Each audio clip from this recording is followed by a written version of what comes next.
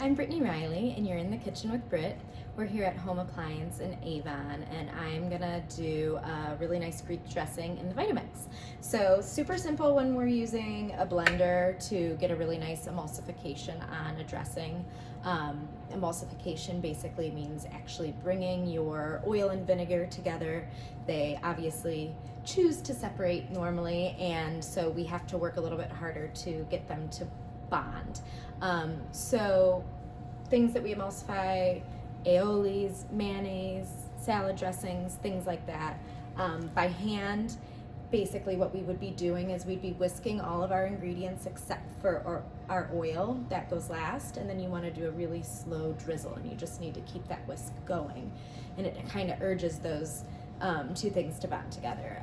We can do that in a blender by starting the same way, everything but the oil, and then just drizzle through the spout on the top, and it will kind of keep that moving for us. So that's really nice. And I'm making a large batch, so it makes it much easier in a blender as well. If we were making a small batch, that can be tricky. But right here we have some red wine vinegar and some fresh lemon juice.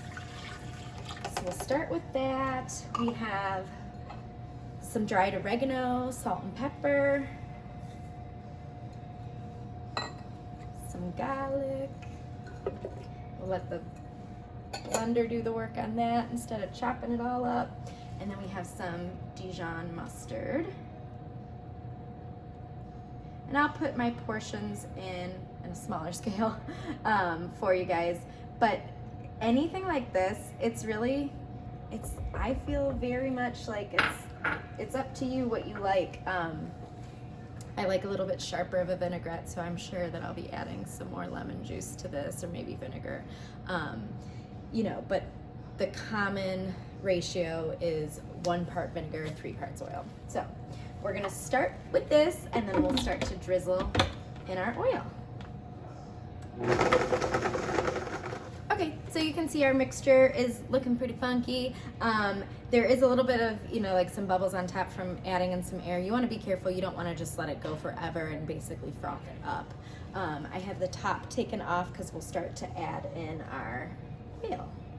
We'll just start slow and on a low setting. You don't want to crank this and end up getting it all over the kitchen. Believe me, I've done it.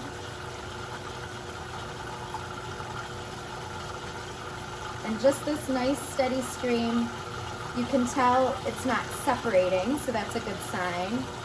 And by continuing like this, we'll just get a really nice cohesive dressing, and it will stay that way. Once we emulsify it, it won't separate anymore. All right. Start to cover as we fill up this blender.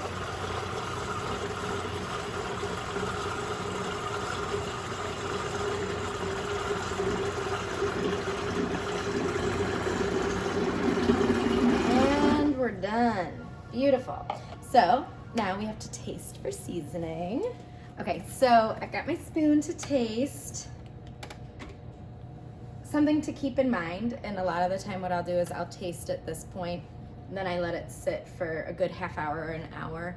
We put in dry spices. There's dried oregano, fresh garlic, things like that. They take time to really actually develop their flavor in something like this. So if you're going to be serving it, definitely make it ahead of time and let it sit for a little while, because it will taste much better. Your fresh garlic, those pungent flavors will actually start to soften when it sits in the acids. And then your oregano and dried seasonings and things like that will actually, become more bold. So we want both of those things. I'm going to taste it and see. I love it. It's very nice. I might add a touch of honey just to kind of neutralize. Sometimes with different dressings, I feel like you can really taste the acidity and really taste the buttery oil, and there's not a lot to marry it. So different things that can help. If it's not salty enough, the salt will help. A little bit of sugar or honey or maple syrup, depending on what the flavor profile of your dressing is that you're making. That can kind of bring those flavors together too. So I think I'm going to add a pinch of salt and a little bit of honey, and it will be delicious on my Greek salad.